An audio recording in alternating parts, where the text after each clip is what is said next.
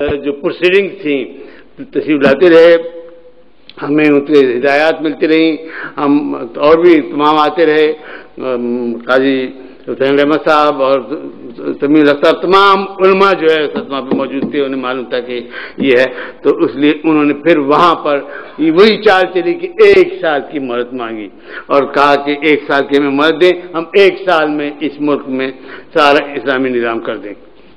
Government نے کہا کہ بھئی ٹھیک ہے، یہ کر دی جائے، آپ کو اجازت دی جاتی ہے۔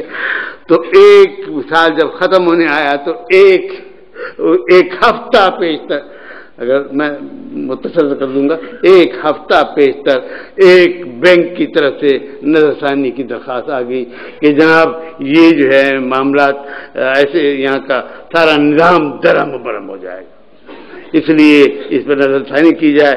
تو اس میں جناب بات دراصل یہ ہے کہ آئین کے لحاظ سے سب آپ حضرات یہاں کے آئین پہ جانتے ہیں، سب بڑے صاحب علم حضرات ہیں دانش کے، وہاں پر یہ تھا کہ 2 جج چاہیے تھے، علماء جج اپلیٹ شریعت بینچ کے لیے۔ تو جناب پیر کرم شاہ صاحب وفات پا گئے تھے، 1 جج رہ گیا تھا، جناب تقی عثمانی تھے۔ تو میں نے جاتے ہی اعتراض کیا کہ جناب 2 ججوں کے بغیر یہ میں I don't recognize this bench at all, میں نے کہا یہ شریعت بینچ ہے نہیں جب تک کہ 2 نہیں ہوں۔ تو پھر اس کے بعد انہوں نے معاملہ ریفر کیا صدر صاحب کے ساتھ، صدر صاحب نے اپنے اختیارات تمیزی سے فرمایا کہ چلیے 1 جج سے ہی جو ہے ہم ترمیم کرتے ہیں رول میں، اس میں کر کے 1 جج بیٹھ گئے۔ خیر جناب وہاں پہ جب معاملہ آیا تو پھر وہ 1 جج صاحب تھے، میں اب کچھ عرض نہیں کرنا چاہتا، میں نے ان سے یہ کہا تھا کہ اگر آپ تشریف نہیں لا سکیں گے تو شاید یہ فیصلہ لاگو ہو جائے گا۔ انہوں نے کہا میں مشورہ کروں گا، لیکن پھر وہ آ کے بیٹھ گئے۔ آنے کے بعد جناب ان سے نظر ثانی کو منظور کرا لیا گیا، جب منظور ثانی ہو گئی تو پھر انہیں نکال باہر کر دیا گیا۔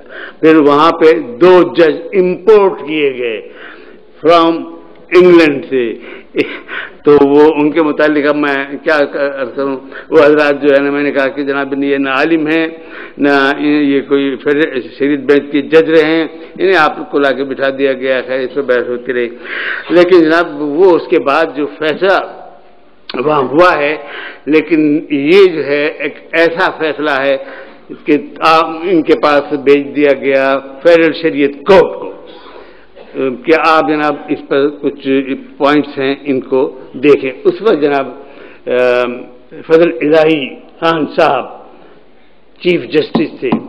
جب ہم گئے جناب، یہ آ چکی ہے آپ کے پاس، تو اس لیے دیکھیں تو انہوں نے کہا یہ سب ریکارڈ ہے، پوری چیزیں اور سارے اخبارات میں آیا جب میں، تو وہ کہنے لگے قریشی صاحب یہ سارے جتنے پوائنٹس کہتے ہیں ہم نے پوائنٹ ٹو پوائنٹ اپنے اس میں جواب دیا، پھر یہ سپریم کورٹ نے ہمارے پاس کیوں بھیج دیا؟ جب یہ ہوا تو بڑے تہلکہ مچ گیا، تو پھر ان کو رخصت کر دیا گیا بینچ سے، چیف جسٹس کی حیثیت سے۔ پھر جو حضرات آئے ہیں، حضرات ان کے متعلق میں کوئی کمنٹ نہیں کرنا چاہتا، سب جانتے ہیں کہ وہ ان کی صلاحیتوں کا ان کا اللہ تعالیٰ جانتا ہے، وہ جانتے ہیں، گورنمنٹ جانتی ہے۔ تو جناب وہ معاملہ آیا ہوا ہے، اب اس کے بعد ہی فوراً ہم نے درخواست دی کہ اس کا فوری سماعت کی جائے۔ 30 دن میں تو انہوں نے کیا ہے، آپ کیجیے۔ اب 2 سال ہو چکے ہیں، انہوں نے اس کو کولڈ اسٹوریج میں ڈال رکھا ہے، اس پر ہاتھ نہیں لگاتے، اور کہتے ہیں کہ یہ کیس اس وقت سماعت کے لیے آئے گا جب اس کی باری آئے گی۔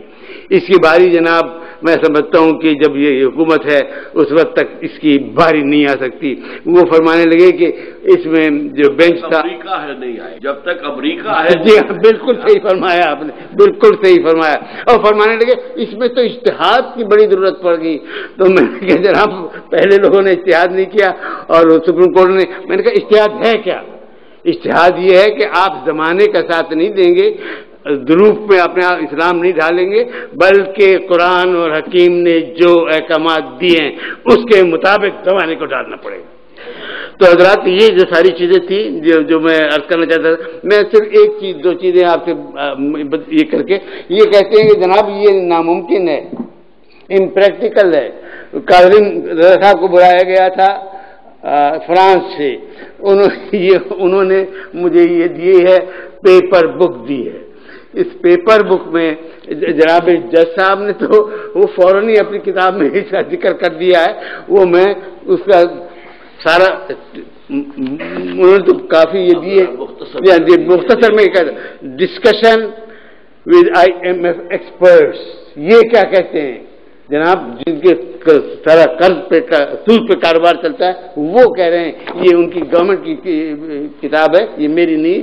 وہ کہتے ہیں to MIF experts with expertise in financial regulation and control and supervision mechanism met the commission on its invitation. Detailed discussions were held with them on the practical aspects of transforming the system. Particular issues discussed with them included viability of the new pattern, new system, effects on resources of mobilization, how to mobilize it, tools of machinery management, supervisory and regulatory needs of the new system. اب جناب انہوں نے رائے دی ہے, میں صرف ان کی چند لائنیں آپ کی خدمت میں پیش کروں گا. IMF experts believe that the system is viable. یہ کہہ رہے ہیں جن کا سارا کاروبار ہی سود پر ہے, گورنمنٹ پہ ان کی محتاج ہے, وہ کہہ رہے ہیں کہ یہ وائبل ہے. اور اس کے بعد انہوں نے پھر بتایا ہے, میں ابھی ان کی ڈیٹیل پہ نہیں جانا چاہتا, جب وہ کہتے ہیں کہ وائبل ہے تو یہ حضرات کہتے ہیں کہ جناب وائبل نہیں ہے. تو اب آپ دیکھیے یہ دراصل جنگ ہے اللہ اور اس کے رسول کے خلاف, اور آپ جانتے ہیں کہ جب اللہ اور اس کے رسول کے خلاف جنگ ہوتی ہے تو وہی جال حق و حقل باطل مٹ جاتا ہے اور پھر حق قائم ہو کر رہے گا. وما علینا الا البلاغ. والسلام علیکم ورحمۃ اللہ وبرکاتہ. بہت بہت شکریہ جناب اسماعیل قریشی صاحب. اصل میں اس میں یہاں پر یہ بات بھی بہت اہم ہے کہ اسلام کی جو تعلیمات ہیں ان کے بارے میں ہمارا یہ ایمان ہے, یہ یقین ہے ہمیں کہ وہ ہر دور کے لیے وائبل ہیں, پریکٹیکیبل ہیں. یہ الگ بات ہے کہ انہیں اس انداز سے پیش کرنا جو ہے اس میں ہماری طرف سے کوتاہی رہی ہے. یہ اس انداز سے پیش کرنا کہ آج کے ہمارے مسائل کا حل بھی موجود ہے اس نظام کے اندر جو احل اللہ البیع کہہ کر اللہ تعالیٰ نے آج سے 1400, 1450, 1500 سال پہلے بتا دیا, تو وہ نظام جو ہے وہ موجود ہے. یہ الگ بات ہے کہ ہم اسے پوری طریقے سے جو ہے ڈسکور نہیں کر سکے. بہرحال انشاءاللہ کل جو گفتگو ہوگی اس میں یہ موضوع سامنے آئے گا, اس پر گفتگو ہوگی. اب میں آج کی تقریب کے مہمان خصوصی جناب جسٹس وجیہ الدین احمد صاحب کو دعوت دیتا ہوں کہ وہ تشریف لائیں اپنے خطاب کے لیے. اور ان کا تعارف جو ہے آپ حضرات کو کافی حد تک ہو چکا ہے. ماشاءاللہ اس سارے پروسیس میں ان کا ایک بہت بڑا رول ہے, خاص طور پر